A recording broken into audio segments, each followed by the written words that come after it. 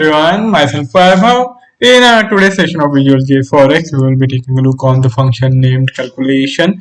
This is an important function which we have to utilize to set certain conditions or even carry out some simple arithmetic operations on the various output values which we generate during the course of building of the algorithm, or even sometimes we can take any input value and then manipulate as per the requirement to further our goal of making the algorithm more and more efficient.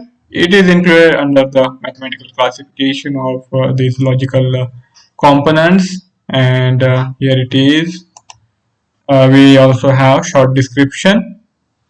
This is going to do the simple mathematical operations, and we have only four options with this block: the multiplication, division, subtraction, and addition. So this is an simple block to carry out the arithmetic operation. This is the Visual JForex board developed by Dukascopy Bank SA to help us design and develop the automated algorithms. We can use any of the start point as our point to initiate the system. Now here comes the question of assigning the first parameter and the second parameter, and then we have to set the condition what we want to do with the values, whether we want to subtract the second parameter from the first parameter, or whether we want to add it, or for that matter the multiply or the division. We have the options provided to us here on the settings. We have multiply, sum, division, subtraction. So these are four arithmetic operations which we can carry out. Then comes the question of what kind of input values which we can use. First thing is you can write the input value yourself. You can take any, and this is going to be the double, and suppose in second parameter I want to add 20, and all we want to do is do the multiplication. So here we take the multiplication as it is and the result of the calculation. We will have to create a new variable here. So multiplication result, okay. That's it. And now we are doing the multiplication. So 10 is being multiplied by 20, and the end point will be 200. We know it simply, but for setting the same requirement in the algorithm, we always have to be explicit and we have to carry out this calculation, and then we will have this output value which we can then utilize. We can assign it to some another variable, or we can put it in further calculation. Even you can now take the same output value, the output value which has been already generated, and put it somewhere here, the first parameter, and then again you can do the modification. Now you have the first variable, you want to add say 50, and you change the setting to sum, okay, and you again some result SR, okay. So here we have the new combination, new result, which is the endpoint after adding the 50 to the multiplication result, and we have the sum result here. Now comes the question of adding some complexity. We want to work with certain output values. So one of the many some of the frequently used indicator which requires calculation many times is the ATR. More often than not, we take the ATR value, certain ATR value, and then to utilize it in designing and developing the system, we multiply it by our chosen constant. So the chosen constant modifies the ATR value, and then we can add it to some conditions which we will set before the execution of the trade. Again, let us take the component, mathematical component here. Here it is.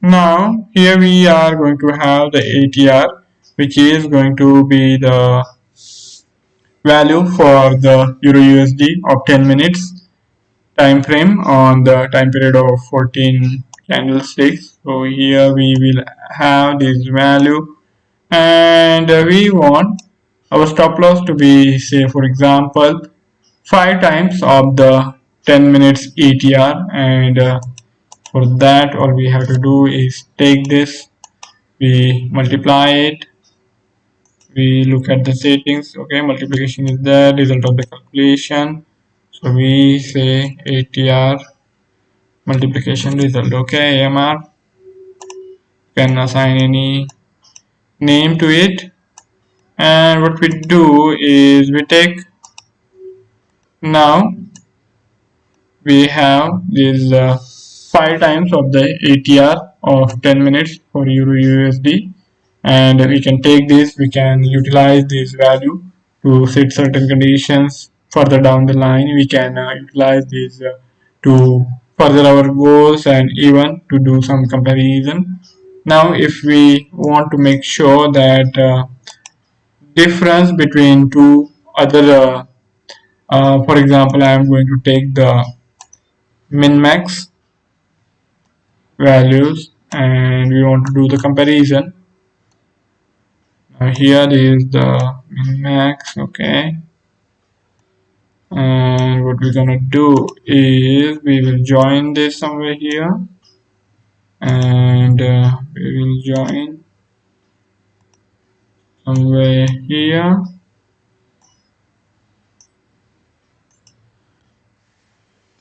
and suppose if you want to avoid taking the trade after a long move has happened, after a sharp rally on either the upside or the downside has happened, and after that you want to avoid the trading for some time being, then in such kind of scenarios all you have to do is you can set certain conditions. Now here we want the low price. Okay, and here we will want the high price, and what we do is we take the minima and the maxima in the calculation block. So we have to find now the component. Here it is, mathematical, and we have got the calculation now, and we take its maximum value.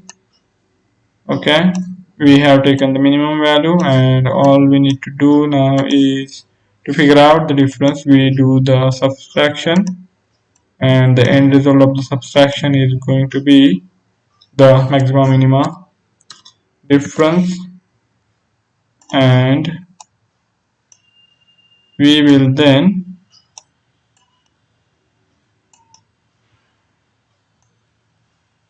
okay, here it is. Now we want to do the comparison. Then to do that all you have to do is take the logical block if, and we want the difference between the highest and the lowest value to be less than the 5 times of the ATR. So here we will set this and we define this condition, and as a result of that the trade will happen only if the difference between the highest and the lowest value, that is the maximum and the minimum value for Euro USD defined at 30 time periods of 10 minutes each, is lower than the ATR multiplied by 5, and then we will have the setup complete.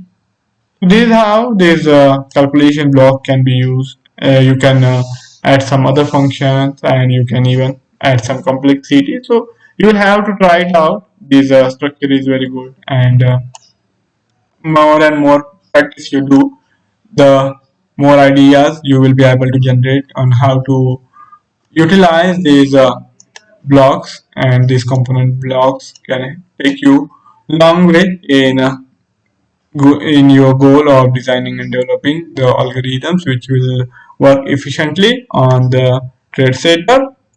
Thank you all for joining in for today's session. If any of you have any feedback or any idea to share, you can write to me in the comment section and I will be more than happy to take the discussion forward.